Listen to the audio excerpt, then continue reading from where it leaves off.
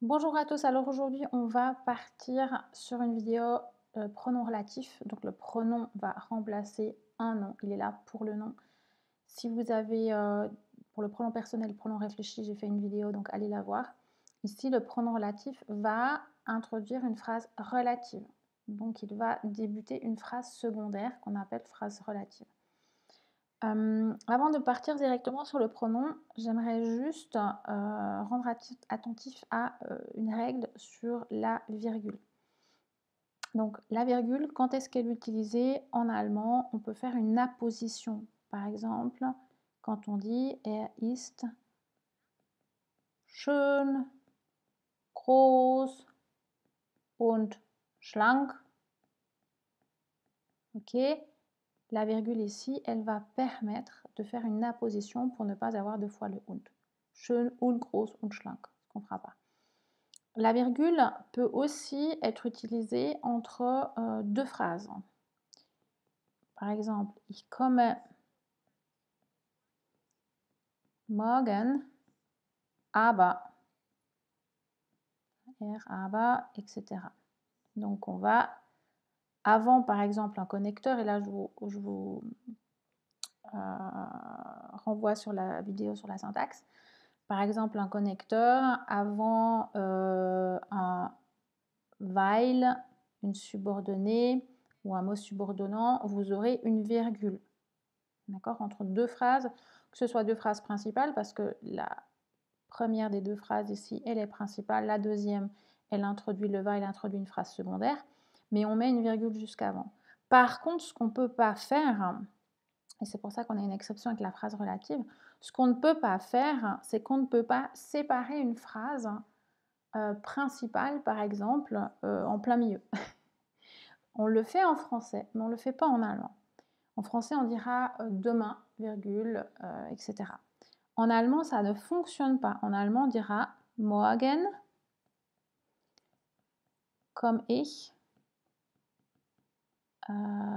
später nach Hause, par exemple. On ne peut pas dire, et ça, je vais le tracer, hein, morgen ich komme. Alors vous allez me dire, oui, je le sais, sauf que on le voit fréquemment faux. Ça, c'est pas possible. On peut pas le faire. Donc la virgule est vraiment utilisée dans des cas précis. Donc, dans les deux premiers cas, et puis je vais y venir pour la phrase relative parce que la virgule joue aussi un rôle dans la phrase relative. Donc, je vais faire deux vidéos sur la phrase relative. La première, c'est les pronoms relatifs qui n'ont pas de préposition, et la deuxième, un peu plus complexe, avec des pronoms relatifs qui vont inclure une préposition. Donc voilà, pour une complexité un petit peu plus grande. Donc, pour cette première vidéo, déjà, ce pronom relatif, on n'en a pas tant que ça, hein. On va juste, alors, on va refaire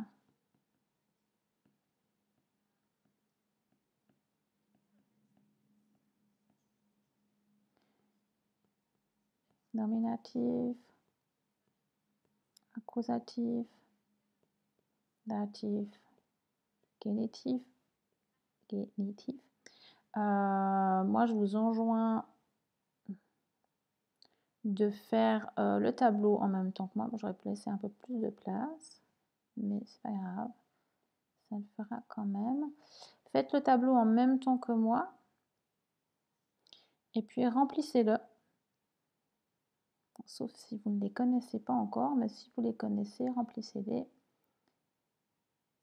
Et puis, voilà. Même si c'est pas joli, c'est pas grave. Donc, puis on peut en mettre encore. Voilà.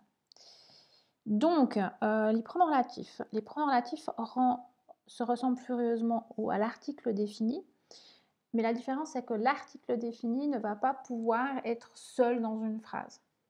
Si c'est un article, il va toujours se mettre devant un nom. À partir du moment où vous avez ce qui ressemble à un article, mais qui n'a pas forcément d'article derrière, et en plus le verbe est à la fin, vous verrez que c'est un pronom relatif. Donc, on aura der, die, das et die pour le pluriel, comme on l'a pour l'article. Après, ça ne change pas vraiment. On garde den, die, das et die. Là où ça va être un petit peu différent, c'est à partir du datif.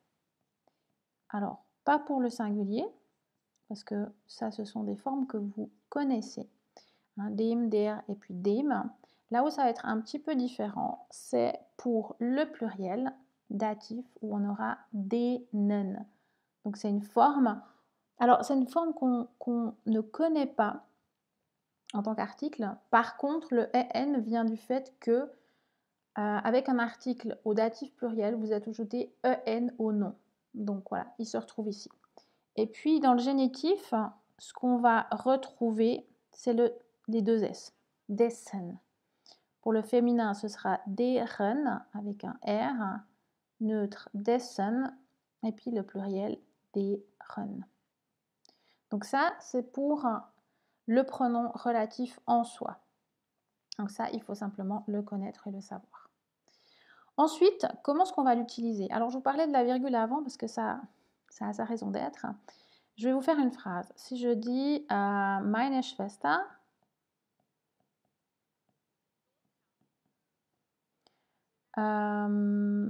ist noch nicht da. Ma sœur n'est pas encore là. Et puis, on ajoute das Haus gehört ihr. Gehören, c'est appartenir. Donc, la maison lui appartient. On s'imagine qu'on est devant la maison. Donc, ma sœur n'est pas encore là, la maison lui appartient. On a deux phrases. Dans un souci comment dire, de beauté de la langue aussi, on dira aussi en français, ma sœur à qui appartient la maison n'est pas encore là. Donc, à quoi va servir, parce que là, on a meine Schwester, et puis on a le ihr, qui la reprend également, parce que c'est deux fois la même personne. Donc, on va lier ces deux phrases. Et on va les lier par un pronom relatif. Donc, meine Schwester. Et puis, on verra pourquoi on prend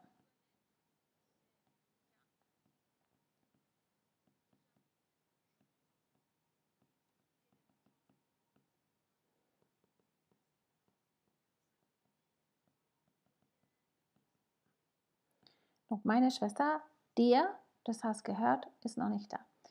Donc là, on revient aux virgules. Simplement, ces virgules, on peut les mettre parce que elles vont insérer une phrase relative dans la phrase principale. Donc, on ne va pas séparer et couper la phrase, mais on va y insérer un élément. Comme quand on fait une apposition où on peut insérer plusieurs éléments, là, on va insérer un élément. Et le der va... Alors, comment est-ce qu'on sait qu'on a der? Il y a plusieurs choses. D'une part, le der va reprendre plusieurs éléments. Il va être en lien avec ce qu'on appelle en français son antécédent. Ça, vous l'avez sûrement appris si vous êtes langue française. Et l'antécédent, eh bien, c'est en général le nom qui est juste avant la virgule. Ce qu'il faut savoir, c'est que la relative va souvent venir juste après son antécédent, donc le nom auquel il est rattaché. C'est en fait la même personne. Donc l'antécédent, il va reprendre le nombre et le genre. Donc le nombre et le genre du mot. Ici, Schwester, c'est un féminin. Donc si on va regarder ici, eh bien on regarde sous le tableau die, der et deren, féminin. Ensuite, c'est un singulier. On sait que ce sera ici et pas dans la case des pluriels. Donc c'est un féminin. On a 4 possibilités, en gros. Maintenant, la fonction du mot dans la phrase, nominatif, accusatif, datif et génitif, hein, cette fonction qui va... Alors, la fonction, c'est pas le nominatif. Le nominatif, c'est le cas. Mais la fonction, c'est est-ce qu'on a un sujet, est-ce qu'on a un COD, est-ce qu'on a un COI, est-ce qu'on a un complément du nom, etc. Cette fonction-là, elle va dépendre de la phrase dans laquelle se trouve le mot. C'est-à-dire que dans la première phrase, enfin, meine Schwester ist noch nicht da, meine Schwester, c'est un sujet. D'accord? Si je le mets, ici, on a un subject. Donc, meine Schwester, c'est un sujet. Donc, on aura un nominatif. Par contre, der das Haus gehört, le der va dépendre, la fonction du der, donc, qui va définir le cas, va dépendre de cette nouvelle phrase relative. Et on voit que dans cette phrase relative, on a das Haus qui est le sujet, la maison appartient à qui? Donc on a un COI ou un CVI, ça dépend, hein, complément d'objet ou complément de verbe indirect. Et à ce moment-là, à qui à quoi va renvoyer au datif der. D'accord? Donc il faut bien différencier d'une part l'antécédent qui va reprendre le nombre et le genre du mot, et d'autre part la fonction qui va définir le cas qui lui est vraiment propre à la phrase dans laquelle ce pronom relatif est. Donc en gros c'est, j'allais dire assez simple, mais vraiment si je vous fais d'autres exemples, parce que le but c'est de faire peut-être quelques exemples, parce qu'en fait la théorie elle est faite, hein, la théorie vous l'avez avec ça, mais si je vous fais quelques exemples. Par exemple, un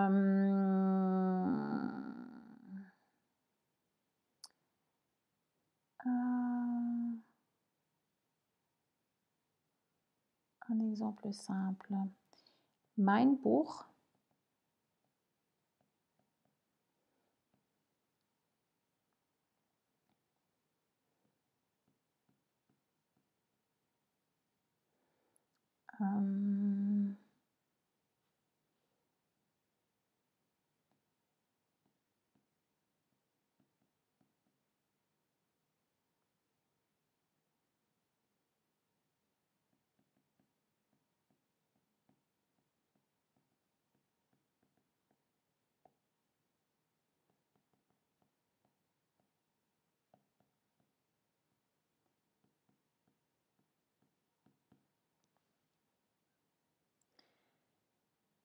Donc, mein Buch, dessen Umschlag ich schön finde, liegt auf dem Regal.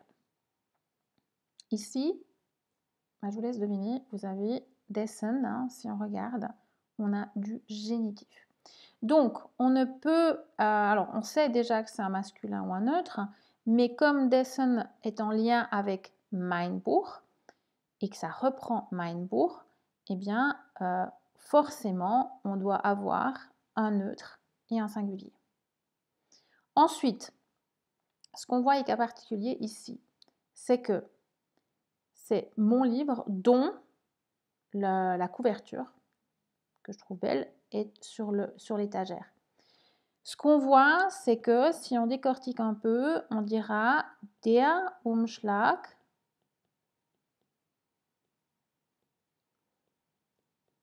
des Buches. Je vous renvoie sur les cas, si ça c'est pas clair, hein, c'est du génitif. Donc la couverture du livre. Donc ici déjà, le lien entre ces mots Umschlag et puis Buch, c'est un complément du nom. Donc ce lien de complément du nom, il doit se retrouver ici. C'est ce qui va faire le lien entre les deux phrases. Donc on va avoir un génitif. Ce qui est assez particulier avec le génitif, c'est que entre ce pronom relatif et le nom, ici, parce que les deux sont Umschlag et pour, ils sont liés, eh bien, entre les deux, on n'aura pas l'article. On ne dira pas dessen der Umschlag, dessen Umschlag. Et ensuite, on a le sujet, etc. Donc, le génitif, il sera toujours, ces formes de génitif deren, dessen seront toujours accompagnées juste après d'un nom, toujours. Parce qu'il fait un peu le lien parce que dessen reprend das Buch, hein, il fait un peu le lien entre le mot qui est juste après Umschlag et puis livre qui est l'antécédent. Et ensuite, Umschlag, ça peut être un nominatif parce que c'est un sujet, ça peut être un accusatif, etc. Umschlag peut avoir n'importe quelle fonction dans la phrase relative, mais il faut qu'il y ait un lien de complément du nom entre l'antécédent qui est mein Buch et puis Umschlag qui est le nom. Le liant, c'est un peu ce génitif. Et donc, vous n'aurez jamais d'article entre les deux. Autre exemple, meine Freundin,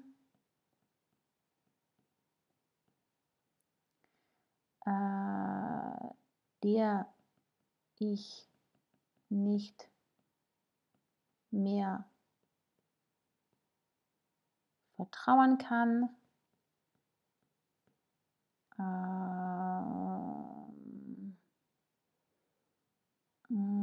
ist auch auf der Party.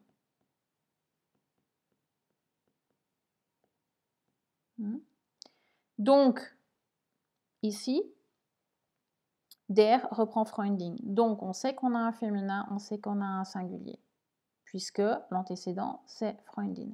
Dans la phrase relative, hein, donc entre ces virgules, on a souvent, là, pour savoir quel cas on doit choisir, eh bien, on regarde le verbe.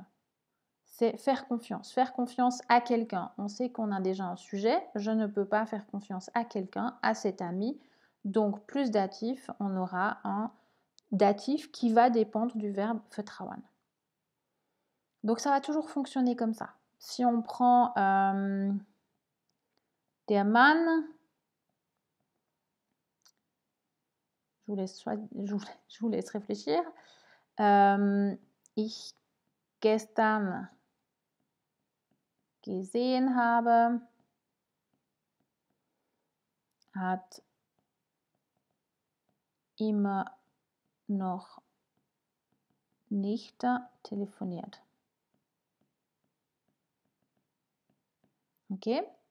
Donc, qu'est-ce qu'on aura? Ici, on sait que l'antécédent, c'est der Mann. Qu'on a un sujet, qu'on a un accusatif, un nominatif dans la phrase principale, ne joue pas de rôle ici. Il faut simplement savoir qu'on aura un masculin singulier. Si on regarde notre tableau masculin singulier, on a der, den, dem, dessen. Si on a un nominatif, accusatif, datif ou génitif. Ensuite, on va regarder s'il y a déjà un sujet. Là, on a déjà un sujet. On a j'ai vu hier. Donc, l'homme que j'ai vu hier. Donc, j'ai vu qui, quoi. C'est sehen plus accusatif. Eh bien, on saura que c'est den ich gestern gesehen habe. Simplement.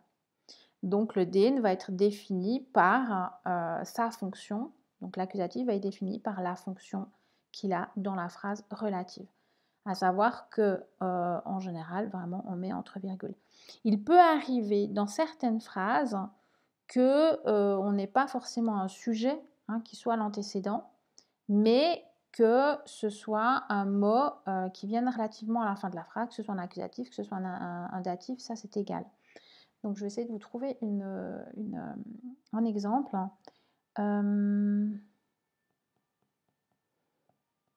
Ich habe mit dem Mann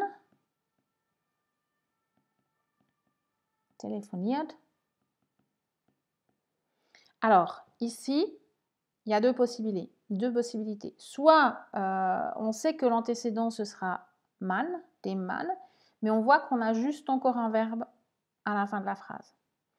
Donc, on peut soit pour un verbe placer le verbe et ensuite faire la phrase relative, tout en sachant que forcément, ce sera dem Mann qui sera l'antécédent. Ich habe mit dem Mann telefoniert, der mir einen Job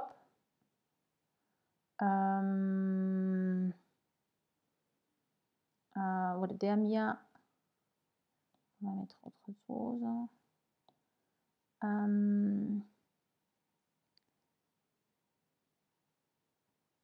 einstellen will.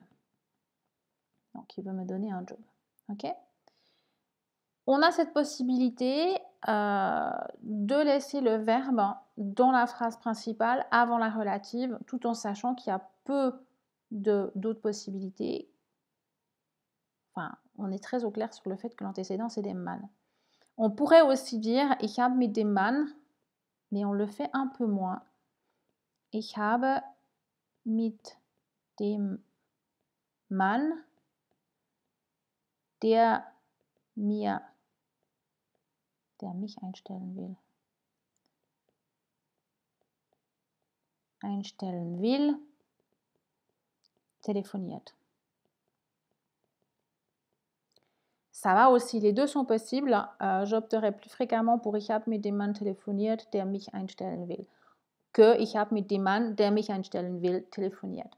Parce que là, on coupe la phrase pour avoir seulement un seul élément à la fin. En général, cet élément, on la garde dans la première partie de phrase avant la relative. Donc voilà, vous savez en tout cas à peu près tout sur ces pronoms relatifs sans préposition ici. Donc ça fonctionnera toujours de la même manière. Regardez, vous avez des livres de grammaire qui donnent des exercices là-dessus. Donc exercez-vous si vous en avez besoin. Donc voilà, à bientôt!